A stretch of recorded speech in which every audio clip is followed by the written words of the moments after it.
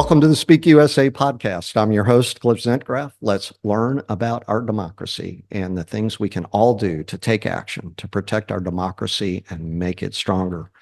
And I want to welcome a special guest today, Joe Mays, candidate for Texas House District 1 seat. See if I'm saying that right. Texas House District 106. That's correct. I think I got that right, Joe. Thank you so much for spending some time with us on the Speak USA podcast. Really appreciate your time.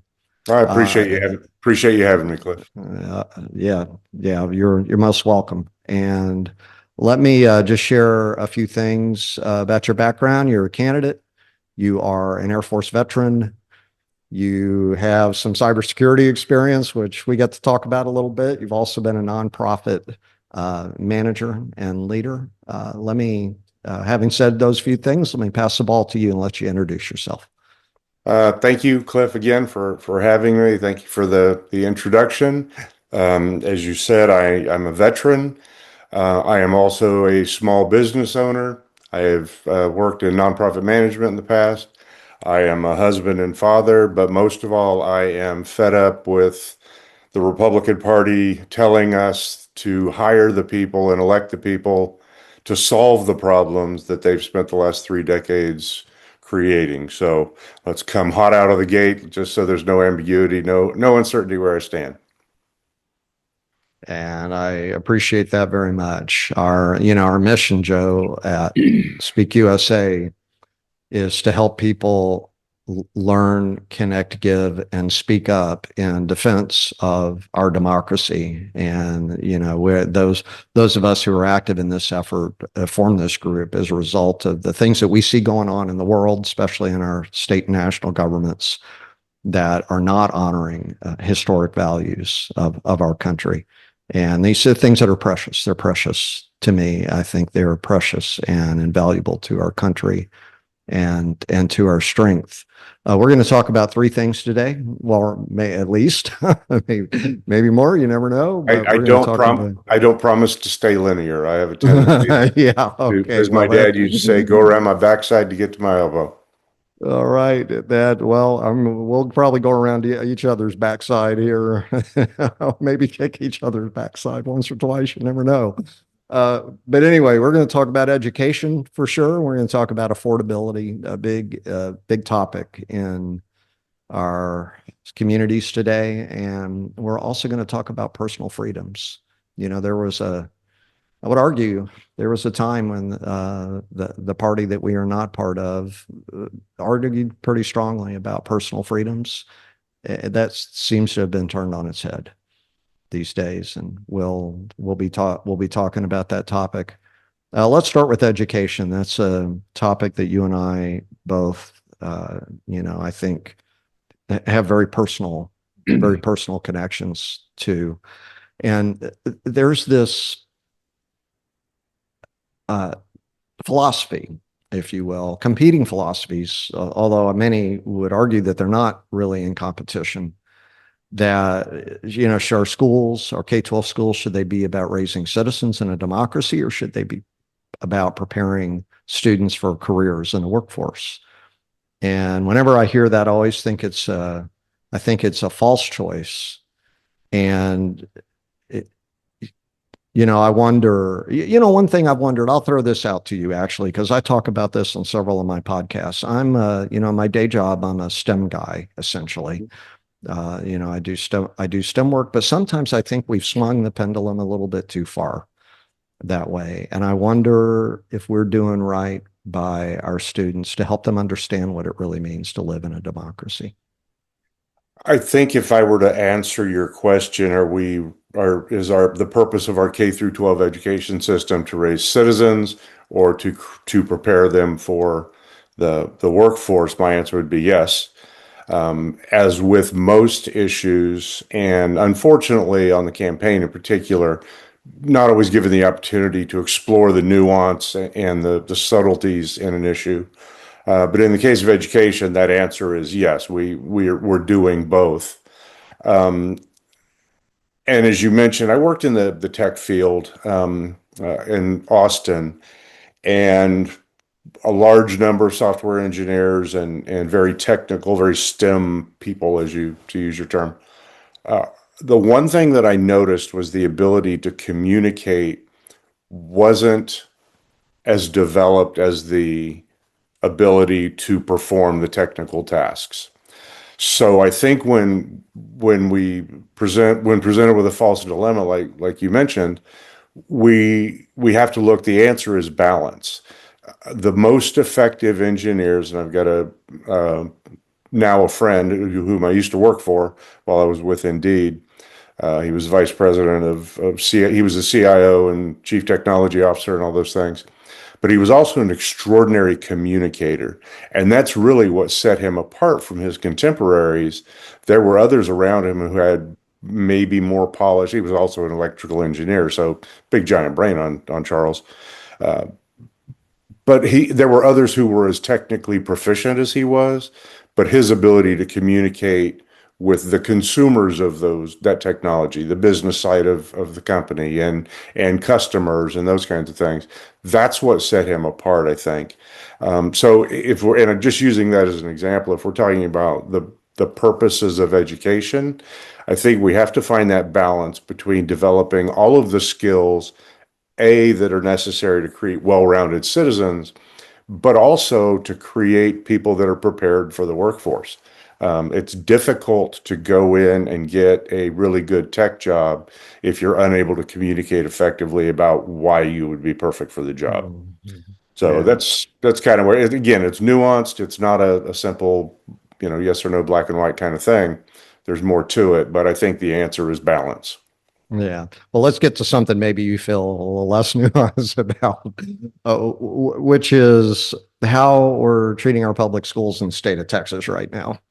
So I look at what our state government has been doing, and there've been for years there was push for vouchers, Hmm. and there were a lot of promises made when there was push for vouchers that schools would be fully funded, that schools would not be public schools would be fully funded, they would not be harmed, that we'd have raises for teachers, and so on and so forth. And and now vouchers have come to pass. I wonder how you feel about that issue. And then just in general, I know public schools are an important topic for you, one of your main campaign themes. I'll just hand you the ball. I'll let you talk about those issues. Sure. As you might expect, this is an issue that I'm pretty much any issue you throw, I can ramble for extended periods of time. My father was an educator. My wife is a retired educator. Our daughter and our son's fiance are educators. Um, Education, and all public school teachers, although Diane, my wife, she taught in a private school for a few years. And again, there's no objections and no problems with private schools. The issue is when we're spending public dollars for private schools, that fundamentally does not pass the sniff test to me. That absolutely makes no sense.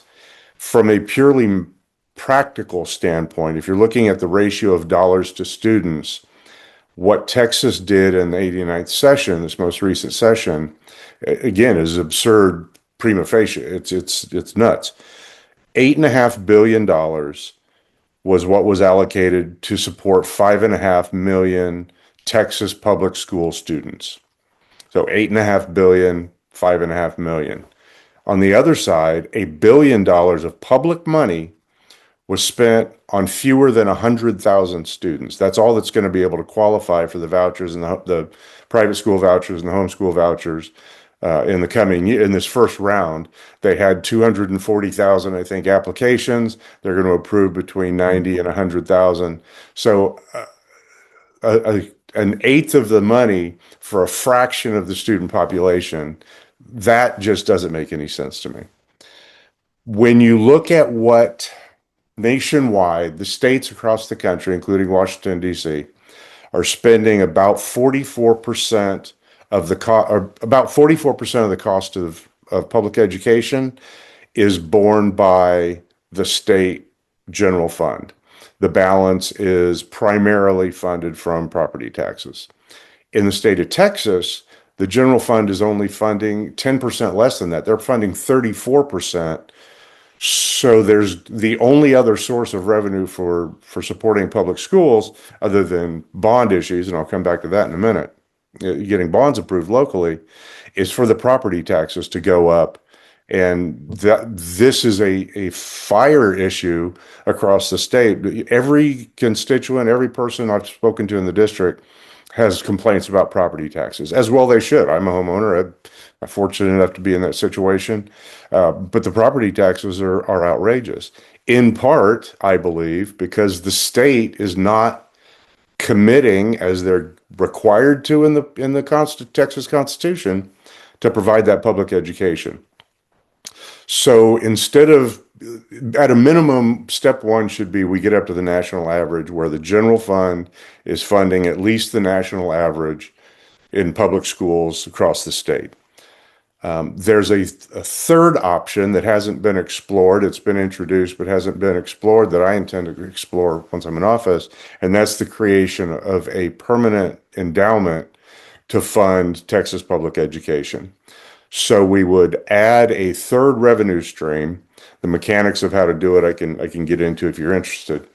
But it would add a third revenue stream that would be funding Texas public schools in addition to the general fund and the property taxes. So it would relieve some of the burden from the property tax, the burden of property taxes that people are feeling, and also move us toward at least the national average on funding public education. We're 47th in the nation. That's embarrassing as a Texan. Yeah. We're 47th in the nation in K through 12 public school funding. Somehow magically, our professional educators, and they are professionals, no ambiguity there, our professional educators are somehow, with this, a portion of what they need, are still able to maintain one of the highest high school graduation rates in the country at over 90%. How they're doing that is miraculous. It's not miraculous. I see what they do. They do it by spending untold hours after hours when they're away from school, just putting things together. They can't afford to live, and we'll talk about that in affordability a little bit. Oftentimes, they can't afford to live, but they're still pulling money out of their pocket to make a learning environment suitable for our Texas kids. Yeah, there's some crazy number about how much teachers spend on trying to help their students with school supplies and things like that. I was at an event yesterday that was full. The room was full of kids, and it was also full of educators as well. These are educators. We're doing this on a Sunday. They're educators who were there on a Saturday. Yep. Trying to support their students and give them opportunity. One special thing about special, I should put that in quotes, special thing that I like to bring up about San Antonio. We are the land of 17 independent school districts. You probably have some element of this in North Texas because of the many different suburbs. Yep. That are, if you look at the larger metro area. In San Antonio, you would think most of San Antonio maybe would be in San Antonio ISD, which does exist, but in fact, that's not the case. And there's some research by a Trinity University professor, Dr. Christine Drennan, that if you go back and look at the financial and housing redlining that happened back in the 1930s and 40s and 50s, and you take that map and you lay it over the top of today's school districts, you can see where today's school districts came from. Yeah. And there's also sorts of stories that go with that. I watch these districts that I get to work with that are many of them struggling, not resource rich school districts. I look at the financial squeeze that they're under right now. They're losing students to charters. This notion that our schools would not be harmed by what's been happening lately is just not supported, certainly by what I see. Well, and another issue with shifting public funding to private schools is that those private schools are by and large not available in the more rural areas.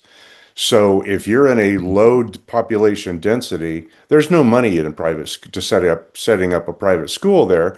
There's some small church schools, those kinds of things. And again, no casting no aspersions whatsoever against parochial education or private education in any form. but they're just not available. If you look, more than half of the, or almost half of the counties in the state do not have private schools in them. So shifting public dollars to fund private education, regardless of what promises were made, is going to leave large swaths of Texas students without education availability. It's not whether they can afford it, it's not there. So to your question that you opened with, is the purpose of public education to prepare kids for the workforce or prepare students for the workforce, or is it to create better citizens? If there's no schools, it doesn't matter. They're going to have to go to work Oh, young. wow. They're going to have to move. It's horrible. Yeah. Yeah. And I guess I shouldn't be surprised by now, but I'm still kind of blown away that representatives from rural districts allowed themselves to be convinced that they should support this bill, the bill that went through that enabled the money that you're talking about to be directed through vouchers to And private schools.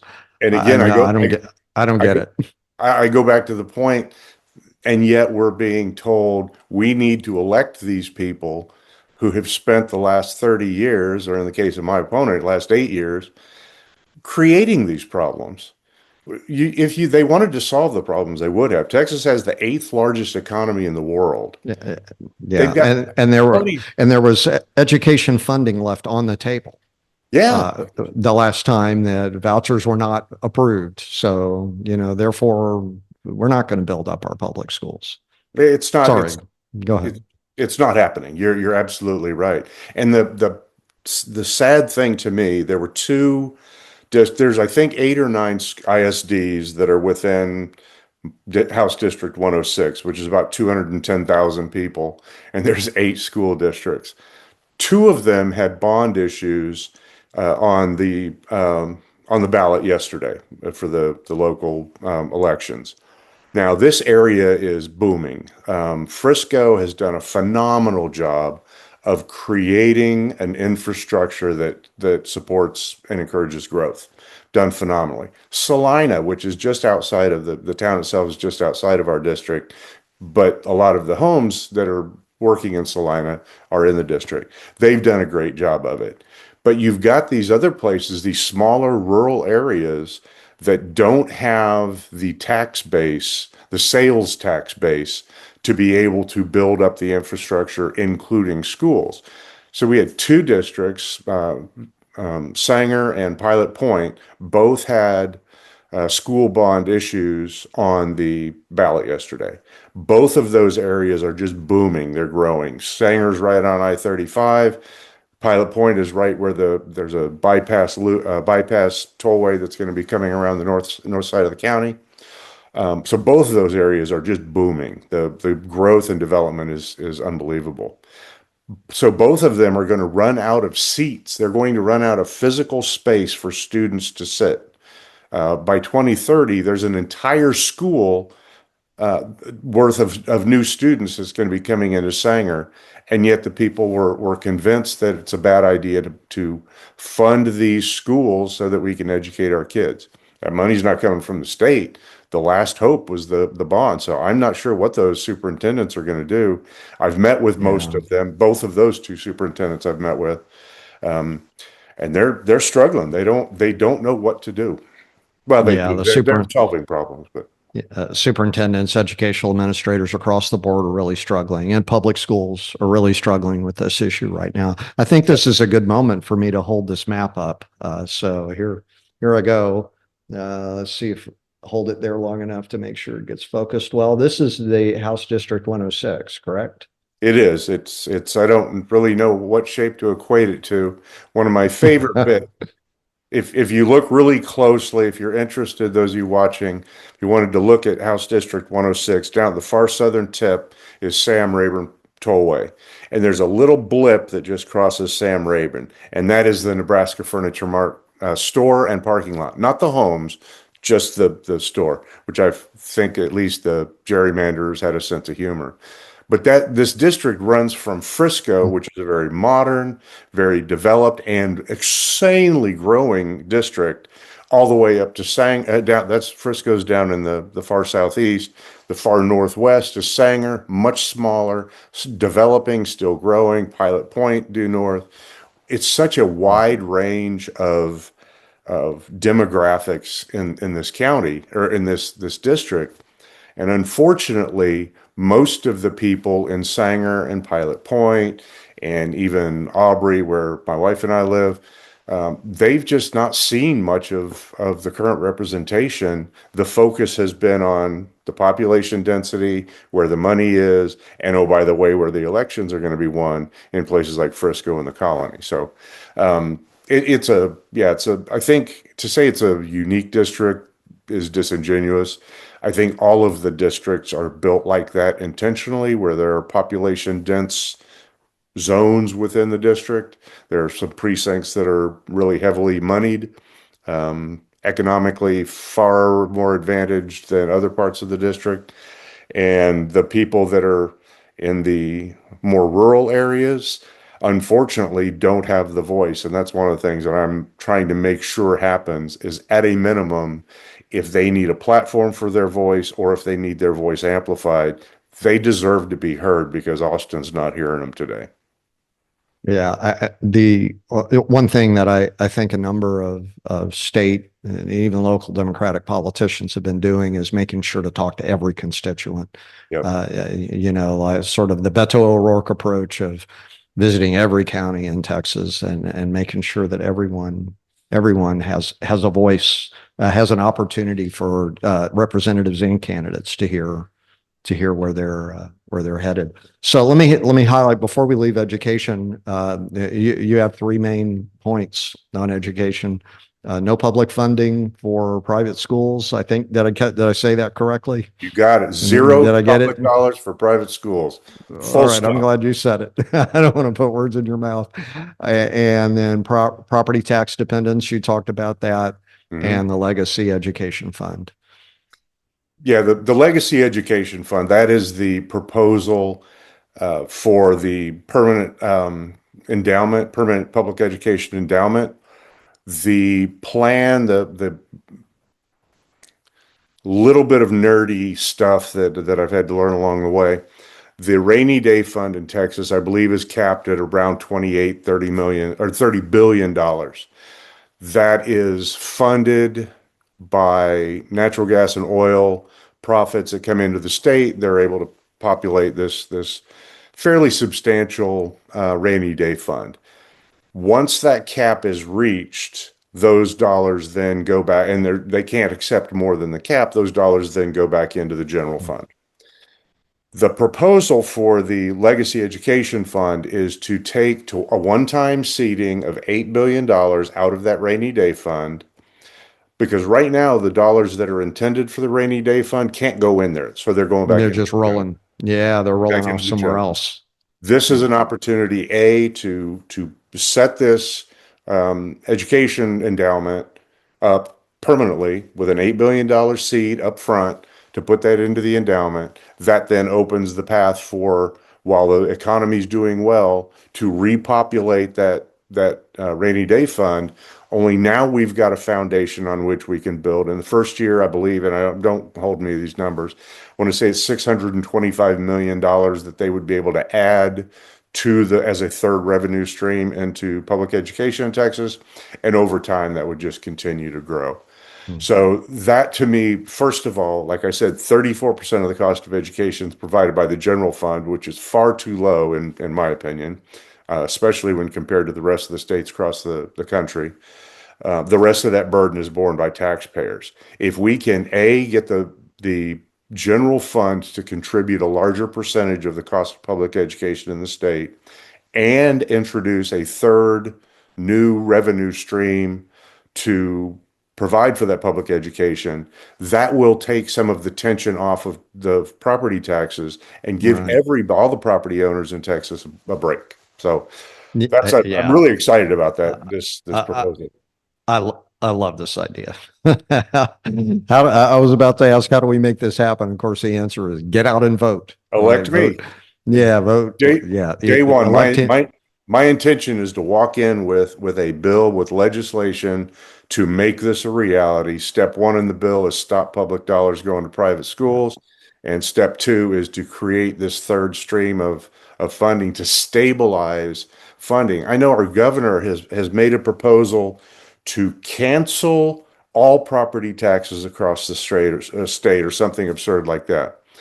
And then the way that they will provide for public education is with any budget surpluses, which again presupposes that there will perpetually be budget surplus, How, which is yeah. insane. And second of all, we're going to reduce the amount of money instead of anyway, they're Well, that better will be than the net of, the messaging will be, all will be okay. And the net effect will be more stress and strain for public schools. sure. And And it's not you and me that are benefiting from this government. It's the billionaire donors that are keeping these folks in office. And not to put my tinfoil hat on, but it's certainly not the general average Texan who's just trying to make a living, build a life with their family. well, I know what I want to see. Part of me is motivated by wanting to see opportunity for every student, no matter what corner of a city or state they live in. Yep. But I care deeply about economic development as well. I want quality of life at every level, not, I want to see economic mobility for those who are not economically well off today. I want to see people who are doing well continue to do well. This may make me a little controversial, maybe not like you said, we'll go anywhere. I've been an entrepreneur. Somebody invests and puts in the work and does well, they deserve to do well financially, as long as they pay some taxes to support what's going on and, the benefits in return for the benefits that they've received.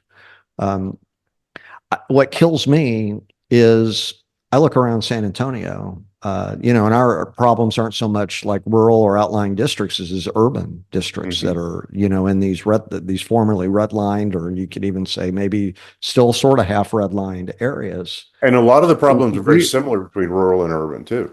They are. San Antonio is not as competitive as it could be because these students are not getting the full opportunity that they could be receiving that would allow them to become part of a workforce. Why would we not want this if we're, Texas and we care about economic development?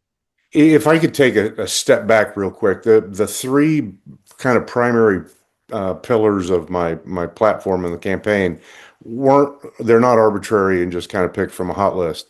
They're specifically, I took a step back and said, what will position Texas in the long term to be in a place of healthy, stable growth that enables, that brings people in, that makes people want to be in Texas? What are the key elements necessary to create that stability and opportunity throughout the state? And it's number one, you've got to have an informed and educated populace. That's where the education piece comes in. There have to be economic opportunities. Otherwise, the people that are struggling to pay the bills today aren't going to be able to buy houses tomorrow. They're not going to be able to open up their small business and create their opportunity. 99.8% of the businesses in Texas are small businesses, and nearly half, 44.4% of all Texas workers are employed by small businesses. So if those economic opportunities aren't there, those small businesses aren't going to grow. And then the third one, the third pillar, the third leg on that milking stool, if you will, is and we'll get into these, the personal freedoms. But those are, in my mind, the three things that are necessary for Texas to let's stabilize the ship, and then let's create a path forward for the entire state to grow, and that creates more opportunities for everyone. So that's why indeed. I picked those three pillars are, I think, necessary. Well, speaking of sustainability of growth, let's talk about affordability now. In getting ready for this, you're in the Denton area. I'm in San Antonio. I don't know much about too much, know a little bit about what's going on in your area. So I looked some things up, and I found this in the Dallas. It's a headline out of the Dallas Morning News. Rising home prices push North Texas housing out of reach for many. Threat it's a threat. That was their headline. And then Mhm. my little sidebar is it's a threat to long-term growth Sure. as a result of that. 40 out home prices have outpaced income growth or did outpace income growth by 40% Mhm. between 2019 and 2023. There's an affordable housing shortage. By the way, there's an affordable housing shortage in San Antonio. There's Mhm. an affordable housing shortage all over the country in In communities Amarillo and Beaumont all, and Corpus and uh, yep. yeah, exactly. All over the state, all over the country. North Texas, half of residents cannot afford a median priced home, Mhm. and rent, inflation adjusted, is up 9%. So, look, even taking inflation into account, it's not cost 9% more to have a rental facility. And in Denton What? County, if I could jump on that same thread, in Denton County, more than 50% of the residents cannot that they're paying more than the 30% slice, that old adage where Yeah, 30% of your income should be set aside, or is that's what you can afford for a roof over your head? More than right. 50% of the residents in Denton are paying more than that, most over 40%. So, uh, sorry, I cut you off. I get real No, passionate no. about these topics. You really hadn't noticed. Yeah, right. I think we're passionate about a democratic system that has worked for a long time, Yeah. that is under threat. Uh, so what are the impacts then? Like if people are struggling, let's say they're paying 40% for a mortgage, or 40% in rent instead of 30. How does that impact people's lives then? What's that look like day to day for them? Yeah, I'm glad you asked that. And there's a story. It's a true story. Um, some math. If you go back, minimum wage and the issue of minimum wage. Diane and I had a long conversation about it yesterday or Friday. About is that the solution? As a small business owner, obviously, minimum wage, affects us and so on. But if we take away the minimum wage, which hasn't been adjusted since 2009, Texas is one of 18 states that adheres to the federal minimum wage of $7.25. But taking that off the table, if someone were making $20 an hour, and for example, our son was working, he was managing our bookstore, is managing our bookstore, was making $20 an hour. 30% of that $20 an hour. Now, this is gross. This isn't even 30% of take home, but 30% of the gross is $1,040. Finding an apartment for $1,040 in Denton County is virtually impossible. That's at $20 an hour. So starting there is sort of the conversation. I mentioned that our daughter and our son's fiance and her long-term roommate from college, they're all teachers. They're all professional educators. Stephanie is in fact, our daughter is an administrator in Denton ISD.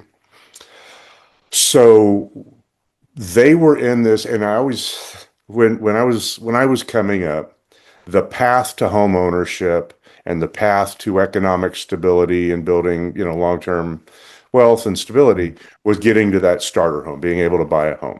And Right. the path was fairly consistent with most of the people I've spoken with.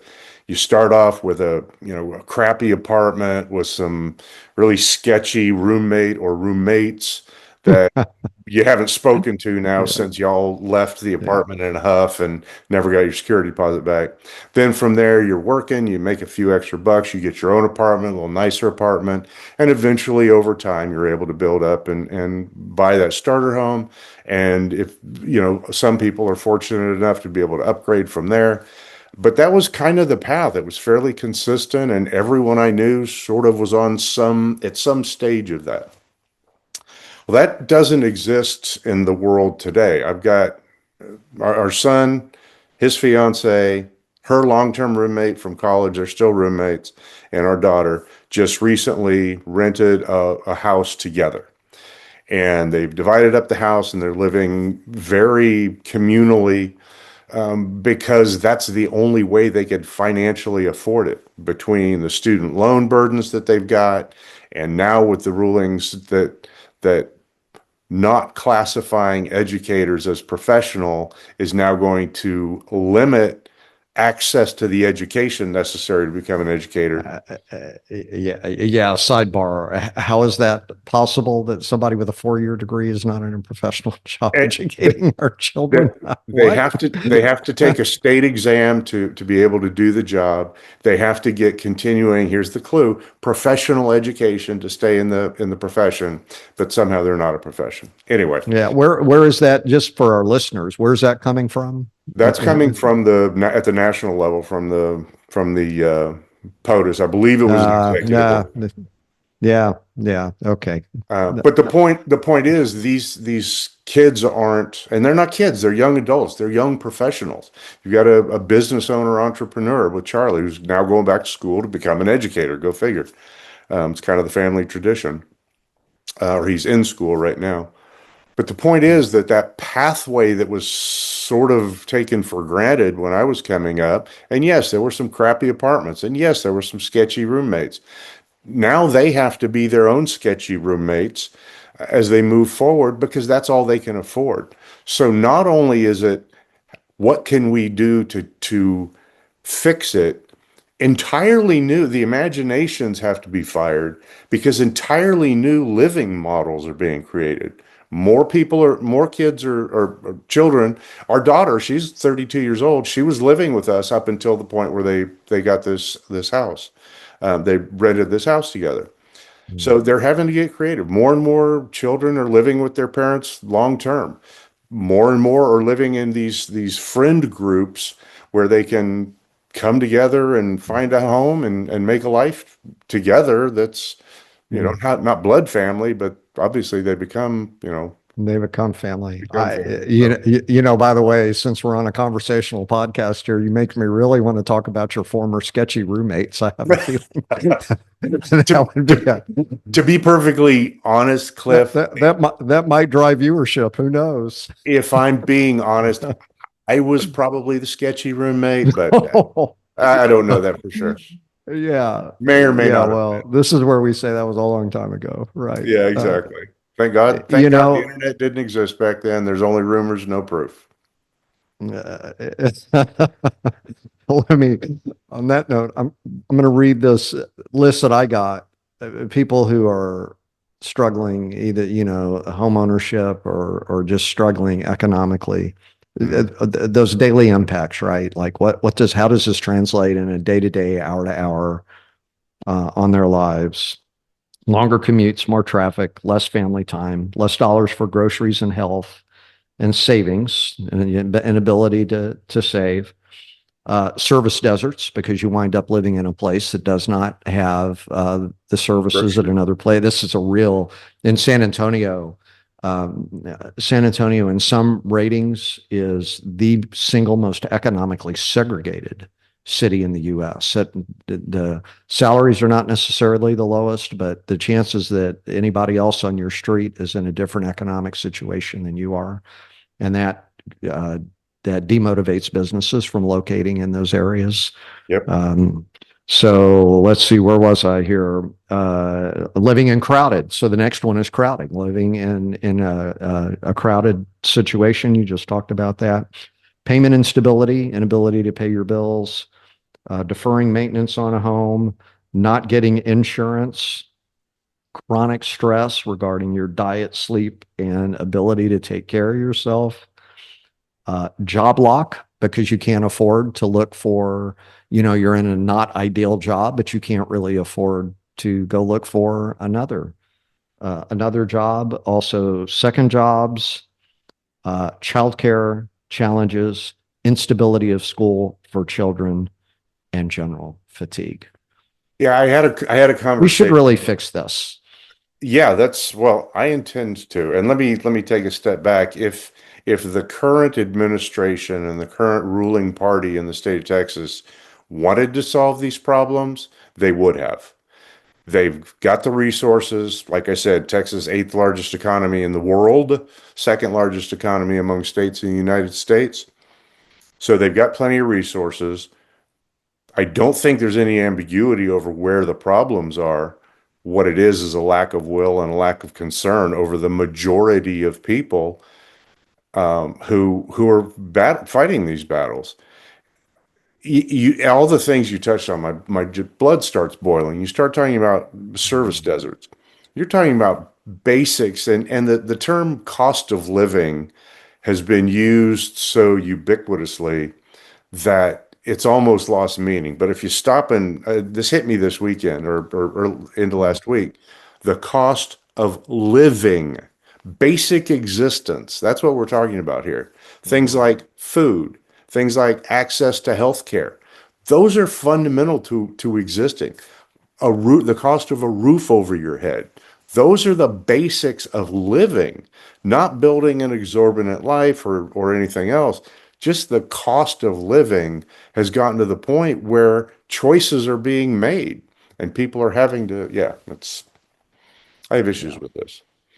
And Yeah. then you So, look at a place like Corpus Christi where the answer is, and getting ready to go through something similar with AI data centers. But you look at a place like Corpus Christi, where both reservoirs are down to 8% capacity because businesses have been brought in, not held to account to bring, reverse osmosis, for example, water purification into the mm, community. mm, Instead, they're just consuming the same water that was built for the residents there who now no longer have access to the water. yeah. Again, basic living essentials have not been prioritized by the government. And if we don't fix that, the state's going to collapse. Yeah, yeah. San Antonio, same thing. San Antonio has become something of a hub for data centers as well. The Edwards Aquifer availability of water here, but it is. I saw a number the other day about what percentage of our water is now being consumed simply by data centers. It was like 4 or 5%. I hope I'm getting that right. Yeah, And our city council is starting to take a harder look at that, and ask the question, is this a long-term growth again, right? Is this right. something that we're really, it's, great that we have them. We're on our way to be a tier one data center hub probably. But how in the world are we going to be able to sustain that over the long? Well, can we figure out how to sustain it over the long term? Well, and I think Um, what's yeah. necessary when I was working for Indeed, we lived outside of Austin, the town of Leander, when Diane and I first got married. And Leander was at kind of a crossroads. It was this little bedroom community, 15 miles, 12, 15 miles from Austin, from the city limits. And it was really at a crossroads. It's like, okay, you can make some choices on what you want the future of Leander to look like in 10 years or 20 years. Or those who can make a profit off of your indecision will do so. So the Hmm. decision, either you make a decision to take action, or the action is going to be taken by some outside force. Same thing is going on in Denton. The same thing on a larger scale is going on in the state of Texas. If Texas doesn't decide what it's going to look like 50 years from now or 20 years from now and start putting the mechanisms in place to reach those goals, the harvesters of money, my grandfather was a sharecropper farmer. So there were people who would come in, harvest the crop, capture the yield, forget about the field. They don't have to worry about it again. They'd capture their money and move on to the next town. And that's what we're looking at in these Texas communities. And Texas is a state. We've got to decide, are we just a place for outside business interests to come in and make a lot of money? Or are we building something really, really special for the long term? Yeah, I've actually spent a lot of time in Austin myself, and yeah, San Antonio. There's a lot of messaging going on right now that how by 2050 the San Antonio Austin metro will be 8.5 million people. It's not going to be two metros for too much too much longer. Uh, I drove to Austin every other week for 10 years. It got to the point that if I had a meeting before 10:30 in the morning, I left at 4:45 in the morning so that I could get to Denny's by 6:15 and sit on my laptop and work without having to sit in traffic. Yeah. So those issues are affecting me, and they're going to continue to affect me. Austin, there's I guess, a general feeling that Austin didn't really do the kind of transportation planning and growth planning that maybe should have happened there. Absolutely. Yeah. Yeah. And so you're And talking about the long-term growth and health of our state when you're talking about these issues. and I go back, I mentioned Frisco earlier. Frisco had a very clear vision. They had an idea for what they wanted the area to be. And before they brought in the Toyotas and before they started bringing in these other businesses, they made the investment in the infrastructure. And that includes not just the roads and highways and neighborhoods, but the water and the electric grid and all the things Mhm. necessary to support the kind of growth that they envisioned for Frisco. And they've done brilliantly. Salina's using that as a very similar model where they're making the investment up front. And having lived in Austin for 3 years, it was brutal because of the fact that I think the influx or the number of businesses came into the Austin area from the West Coast largely so quickly that it was almost like it wasn't foreseen. But somebody knew that it was coming because they were the ones making the deals with these businesses to bring them in.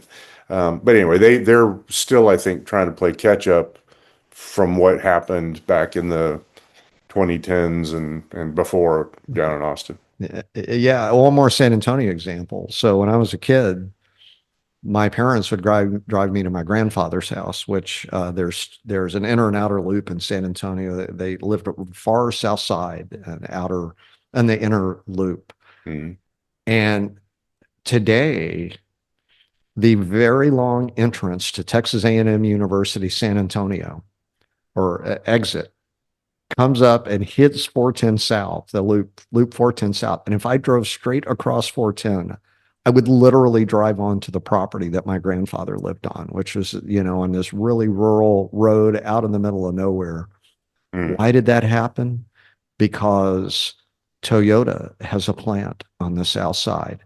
This was 25 years ago. Yeah. The city has invested in this, has invested in workforce, invested in education on the south side. Now there's a major growing university on the south side that is one that I get to work with on a regular basis. I think that's an example of how we can plan for long-term growth and really And, create our communities. The south side of San Antonio is transformed. I mean, I drove and, down there for the first time in a few years. It was like, what happened here? Oh my gosh. and to your point about the infrastructure, and it's schools are a part of that. Frisco did a great job of putting the schools in place so that as these people moved into the area, there were places for their children to learn. It was a very attractive space, still is, for people to come Mhm. into. And I said, like you said, so the south part of San Antonio, that investment that was made up front included schools.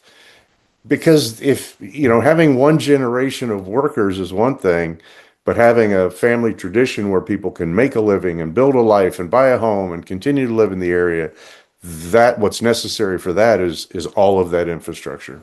Indeed, indeed. Well, we're going to transition to our next topic, but I have a creative way I'm going to do it because I regret not asking you about all those Stephen King books that are behind you in the picture.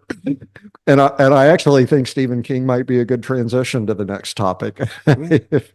So, what's up with that? Well, we'll diverge here a little bit. How come? Why all the Stephen King books? Well, it started with Stephen King hooked me when I got out of basic training from the Air Force. When you live in a room with 30, 18, 19, 20 year olds, there's constantly cold or colds or flus going around. Yeah. Everybody's sick all Did the time. you do that basic training at Lackland in San I did. Antonio? Yep, sure Yeah. did. Yeah. 93% chance. Yeah, That's right. true. So yeah. Yeah, I think Yeah. now Go it's ahead. all of them are there. Well, I got out. I had a follow-on school. There was an English language center there. I was school there uh, at Lackland in San Antonio. Hmm.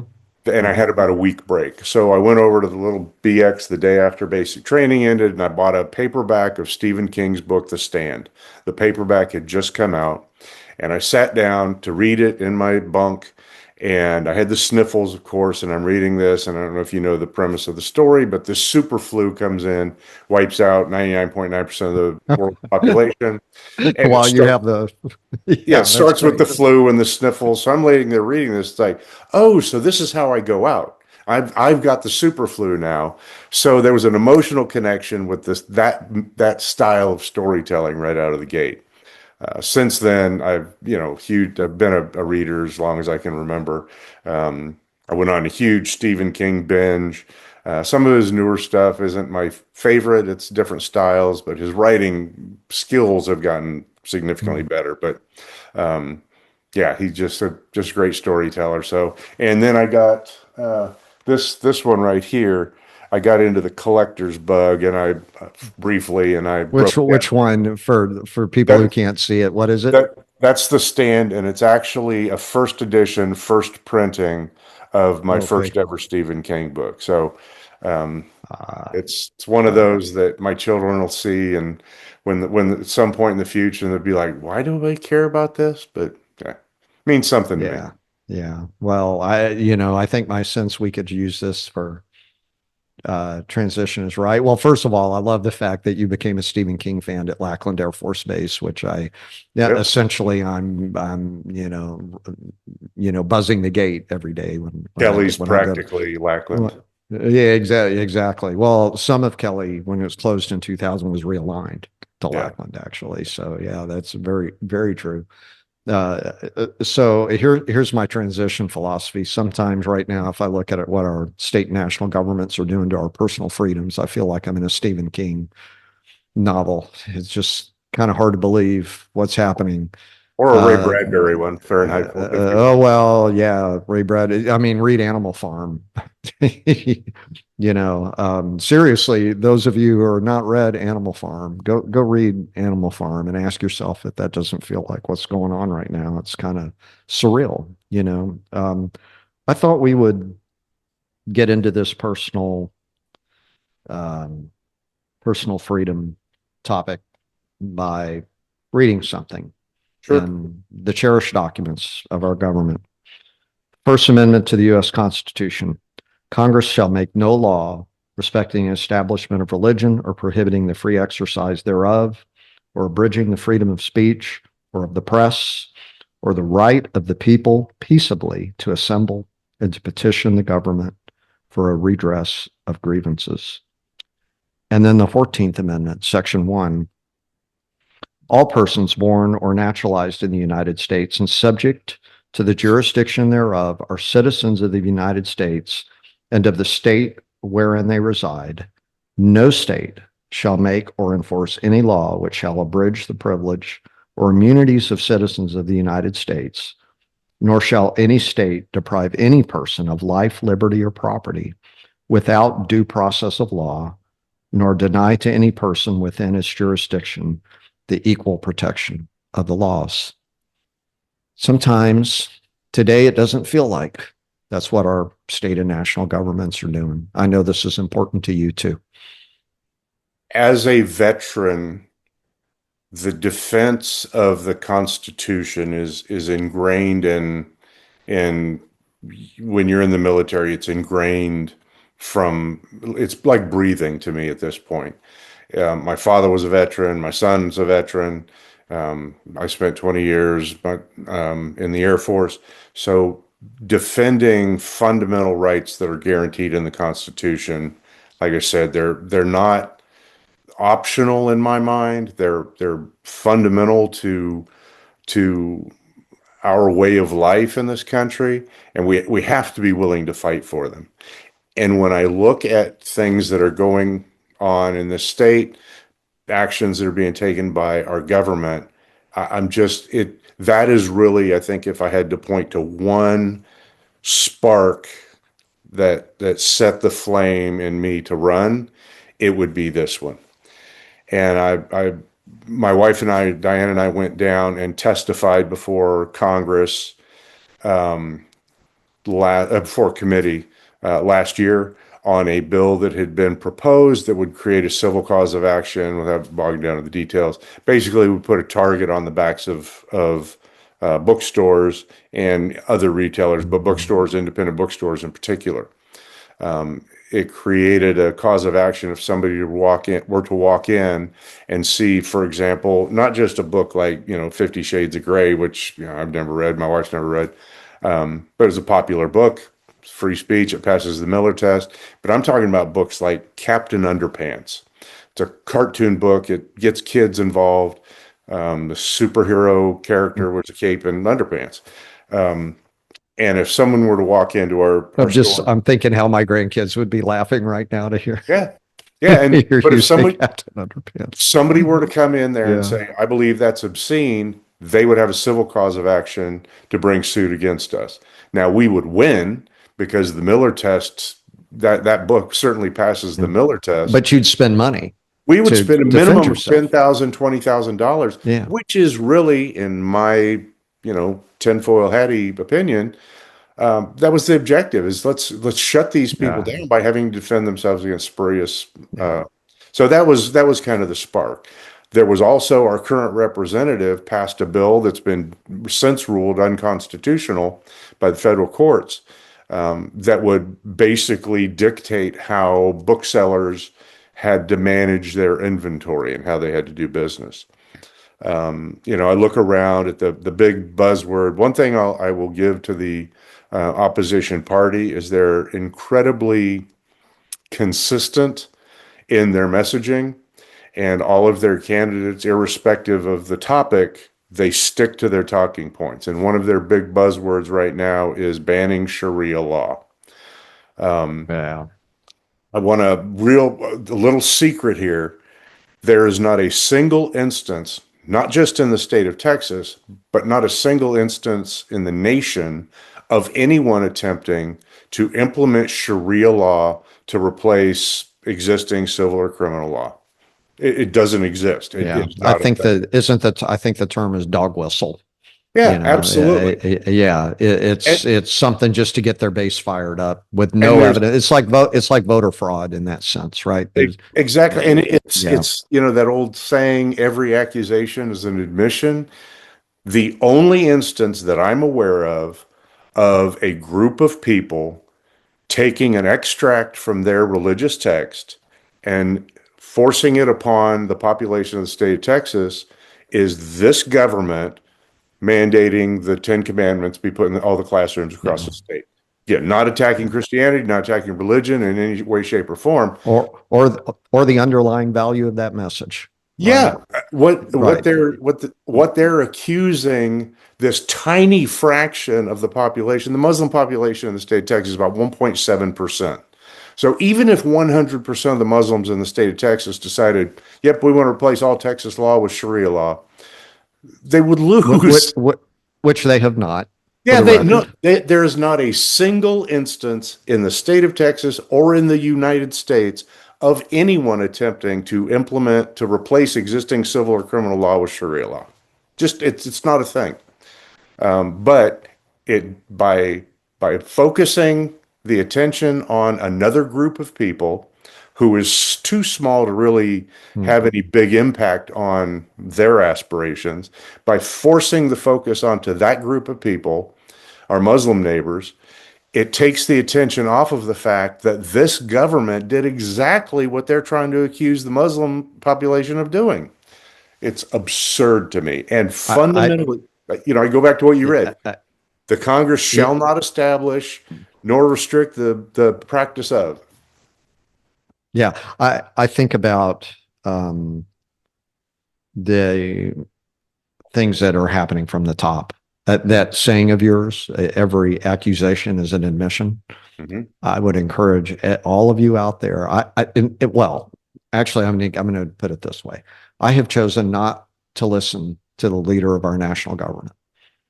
I tune him out, but it's, a lot finds me anyway, right? Kind of leaks through. And the things that leak through, I have noticed that every accusation is an admission. All of the things the accusations that are being made, there's things in the history, and it makes me wonder what news channels people who are hearing that are listening to, and whether those news channels are telling the full story or not. I went to high. One, one thing, quickly, one thing I've noticed is that the Democratic Party, it is not that there have not been bad actors in the Democratic Party, but Yep. when there are bad actors, they get escorted out. That Yep. has happened several times in the last 2 to 3 years. In the other party, there are so many bad actors that people have accepted and even rehabilitated, uh, without a payment, for somebody who, would pay the price and then truly changes and come back, that is something we should honor. But this rehabilitation is happening without any admission of guilt, simply saying y'all are wrong and we're right. And that is something that troubles me fundamentally. I've had the father of one of the folks at the store is politically far end of the spectrum from where I am. And he was challenging me. We had a conversation. It was a civil conversation, but he was challenging me about uh totally lost my train of thought. Sorry about that. Anyway, He challenged you on something. yeah, he was Yeah. challenging me over things that were just fundamentally inaccurate. He said, "Well, what about this?" And I said, "That has." Oh, he was saying, "Well, in under Sharia law, or in this community, you can beat your wife." And I said, "Last I checked, Texas criminal law still has jurisprudence, or it's in jurisdiction. All of the actions in the state of Texas are under the jurisdiction of Texas criminal law.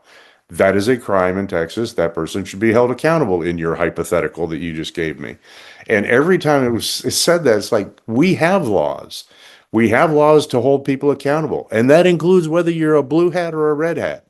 If you violate the law or if you are unethical, I don't want you representing me or anybody else in the state of Texas. I don't care Yeah. what party you're with. And that goes for me. If I suddenly started doing something unethical, I would, by God, want Cliff to come out there and say, "Joe, you need to get the hell out of Dodge. You're wrong for this state." Mm, It's not yeah. going to happen, but Yeah. Well, that's the way I feel about it as well. And what I would say to our viewers and our listeners out there who are hearing this, whenever you hear accusations like that, regarding what's the law of our communities, cities, county, state, or national government. Consider where it's coming from and consider what the motive is for those comments being made, and ask yourself if you would want, somebody you love, a member of your family, to be behaving in that way. yeah, I know that I wouldn't. And in fact, that's one thing that really influences, why we're doing this podcast. Earlier in our episode, Joe, you mentioned that it was, well, not too long ago, that it was really the issue of personal freedom that motivated you yeah, to get started. One of the things that motivates me to get started is that I think about, what I want, what I hold these people up as examples to my children or to my grandchildren. And the answer is I would hold them up as counterexamples yeah. for many of the things they're doing. And I struggle how people can accept what is some really negative, immoral, unethical behavior, and excuse it, because of an accusation like the one that you just shared that has no basis. One of the things we talked about in the cybersecurity world is FUD, fear, uncertainty, and doubt. And Yes. if I can make you frightened enough or have enough uncertainty, I can manipulate your actions. And unfortunately, that's a lot of what's coming from the other party. And not going to lie, our party has done some of that themselves. We don't need to focus on the fear, uncertainty, and doubt. And I told Diane when we started this journey, I'm going to run a FUD-free campaign. I'm not here to point out things to frighten people into voting for me. I believe that if we were to take all of the people across state Texas and make a list of the top 20 things that are most important to us, the Venn diagram of those lists would pretty well near approach a circle. There's some things that different people have different concerns about, and that's rational. But I think the common issues that we believe, or the common issues that we believe need to be addressed, there's enough of those for us to sit down and say, okay, we may not agree on how best to fix these, but let's come up with a solution that works for Cliff and Joe. Let's come up with a solution Mm, that works for both sides because we both want our children to be safe in school and in their communities. That's another one of the buzzwords coming out of the other party. Focus on safety of our children. Well, duh. Of course we want our children safe. That's right. absurd. We want to have the opportunity to have the freedom to enjoy a life the way we choose to enjoy our life, as long as we're not harming other people. Things like that. I believe that there is a path to doing that. I'm a closet idealist. I used to joke that people who work in cybersecurity Mm. are wounded idealists. We're a little cynical, but at our heart, at the core, we're idealists. We believe that things can be better, and we're going to work really hard to make sure they are. Yeah, that they can be better and secure. And a closing thought that occurs to me, there are motivations that you and I and others have had that are kind of from the negative side about, like why we got into this, something to fight against. But I just highlight for everyone the reason we feel that way is because we're clear about what we're for. Yeah. We're for personal freedom. We're for education, for all of its benefits, both to individuals, to opportunity for all, but also for economic development. We're for affordability because it'll grow our economy and lift everyone up and grow it over time. Joe, I've got a question I ask every guest, and it's your turn now. The Speak USA mission is all about helping people who are watching what we're seeing and believing there is a better way and to know how to get started. So many people are out there watching what's happening, feeling like it's wrong, feeling there's a better way, and don't know where to start. Don't know what that first step is. So, what is your advice to somebody who's listening right now, who wants to figure out how to act, doesn't really know where to begin? How would you advise them? I think my real answer might surprise you a little bit. The easy answer would be to donate to my campaign and volunteer for my campaign, but that's not really my answer. If you live in House District 106 or not. Yeah. Yeah. Um, Yeah. this is an election year, so obviously another easy answer would be to vote. Find out when you've got Mhm. elections. I know there's runoffs the end of the month, and some municipalities are going to have runoffs like Denton, and then the general election in the fall. And that's again a sort of an easy answer. But I think that it goes back further than that. And I think if I were to answer that question sincerely and earnestly, the most important thing somebody can do if they're unhappy with the way things are and want to start making a difference is to listen in person. It's easy to find opinions that agree with you.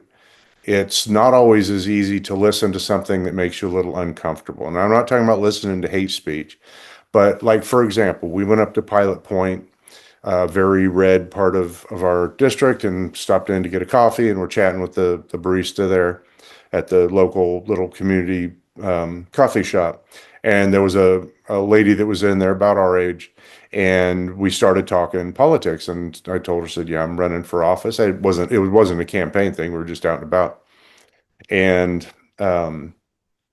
she said, "Yeah, well, she was a Republican." She said, "But I vote with my heart, and I'm going to do my research." And we sat down and we had a lovely conversation. We don't agree on several issues, but we were able to still have a civil conversation. I listened. Her biggest issue, the thing that concerned her most, is immigration, and we talked about that for a little bit. So I think if I had to give one answer for somebody out there who's like, "Hey, we've got to do something different," I think starting by listening in person, hearing each other, actually hearing what they're saying, not waiting for our opportunity to talk, that at least gives us a starting point. Now we can find that common ground. Now we can find where there are problems that we both agree need to be solved.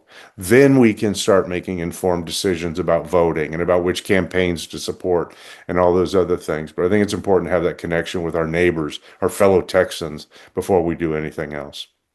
Mm, I love that. And so one thing that we really emphasize is find others in your community who are organizing. I mean, there's organizing happening all over the place right now. We're an example of that.